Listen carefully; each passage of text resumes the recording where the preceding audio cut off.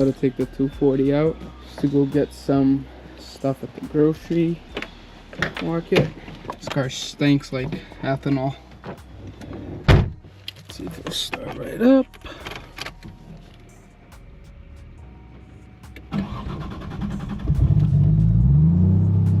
There she is.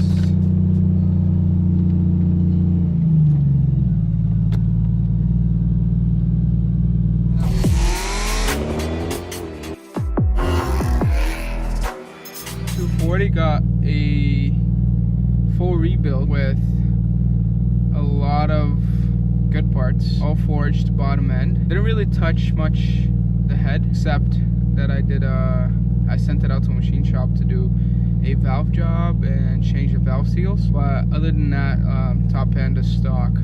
The whole bottom end is forged, so doing pretty good. Except the only thing that I don't like is the piston slapping a lot. I guess whoever the machine shop I brought it to left it a little on the loose side, because he said loose motor is better than a tight motor, at least for boost. You know, but I can deal with that. But yeah, as far as otherwise, it's all good. I mean, haven't had any issues except for the fans, which I ordered another dual 70 amp relay module, because the one that I have over there, I think it's acting up. So we'll see. I got to keep cycling the key on and off for the fan to shut off. We'll see. I don't know if you guys can hear it on the video, but I can hear the piston slapping.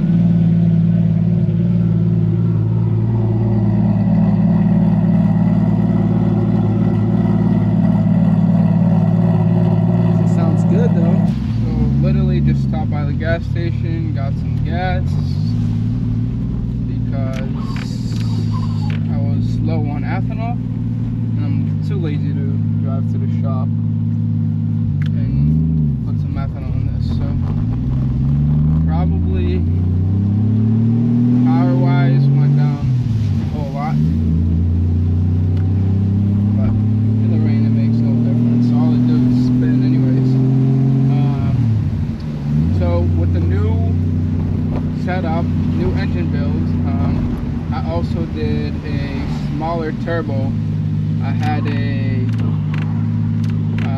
3587, I believe, which was too big for drifting. I struggled a lot my first drift event. I let some guys that already knew how to drift try to drift the car with that setup, and they didn't do so good as well. So I put a smaller turbo. I put a 3071, if I'm not mistaken, and right now the car feels much better. At least for drift wise, you know, like before it used to be fast. Like right now it's just like all the power is down low, so it's like basically ridiculous for drifting. Right now it's nice. I already tried it out a couple of times. Even though where I live, there's really no tracks, nowhere like where I can really get on it and try to, you know, clutch kick and do all the good stuff. You know, and try to keep cautious on the road.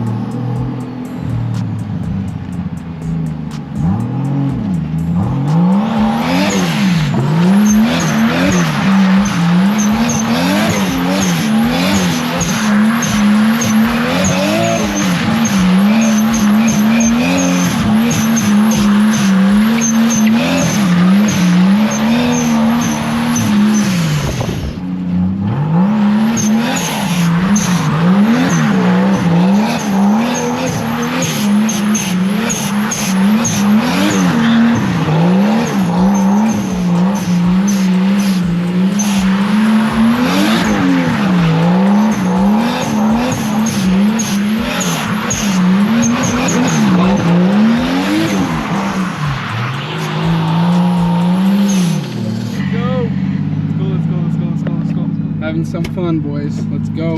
This is fun until you get caught and then you lose your license. So, just to wrap up today's video. It's already dark, but Flash is doing a good job. So I had these powder coated by my friend Tegan. Came out fucking awesome. There's the Chinese spoolie boy.